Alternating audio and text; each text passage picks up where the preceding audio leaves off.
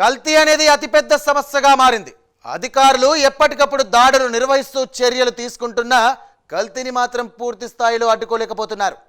కళ్ళెదుటే కల్తీ జరుగుతున్నా ఏమీ చేయలేని నిస్సహాయ స్థితిలో సామాన్యులు బతుకుతున్నారు. అసలే రోజు రోజుకు ఆయుష్ తగ్గిపోతున్న ఈ కాలంలో కల్తీ ఆహార పదార్థాలు ప్రజల ప్రాణాలతో చెలగాటమాడుతున్నాయి.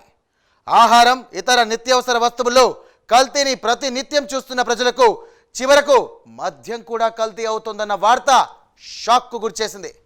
హైదరాబాద్లోని ఓ బార్లో జరుగుతున్నటువంటి కల్తీ చూసి ఎక్సైజ్ అధికారులు అవాక్కయ్యారు. ఖరీదైన మద్యం బాటిళ్ల సీసాలను తొలగిస్తూ తక్కువ ధర కలిగిన మద్యాన్ని కలుపుతూ యథేచ్ఛగా కల్తీకి పాల్పడుతున్నారు. అధికారుల దాడుల్లో ఆ కల్తీ రాయళ్లు రెడ్ హ్యాండెడ్గా దొరికిపోయారు.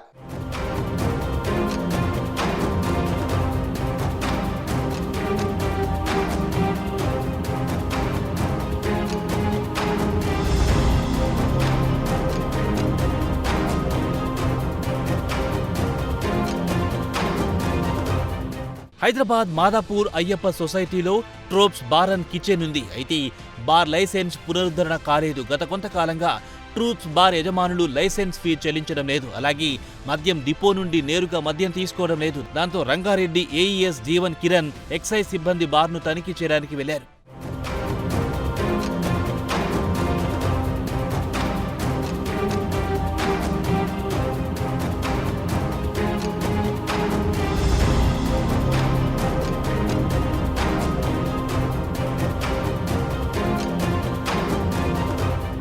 తనిఖీల సమయంలో బార్లో కూకట్పల్లికి చెందిన సత్యనారాయణ, పునీత్ పట్నాయక్ అనే ఇద్దరు వ్యక్తులు ఖరీదైన మద్యం బాటిళ్ల సీల్స్ ను తొలగించి వాటిలో తక్కువ ధర కలిగిన మద్యాన్ని కలుపుతూ అధికారులకు రెడ్ హ్యాండెడ్ గా పట్టుబడ్డారు. ఆ ఇద్దరు వ్యక్తులు 2690 రూపాయలు కలిగిన జెమ్సన్ బ్రాండీ బాటిల్లో 1000 రూపాయలు ధర కలిగిన ఓక్ స్మిత్ బ్రాండీని కలుపుతున్నట్టు అధికారులు గుర్తించారు. బార్లో కల్తీ చేయడానికి సిద్ధంగా ఉంచిన 75 బాటిళ్లు, తక్కువ ధర కలిగిన మద్యాన్ని, 55 ఖాళీ మద్యం బాటిళ్లను స్వాధీనం చేసుకున్నారు అధికారులు.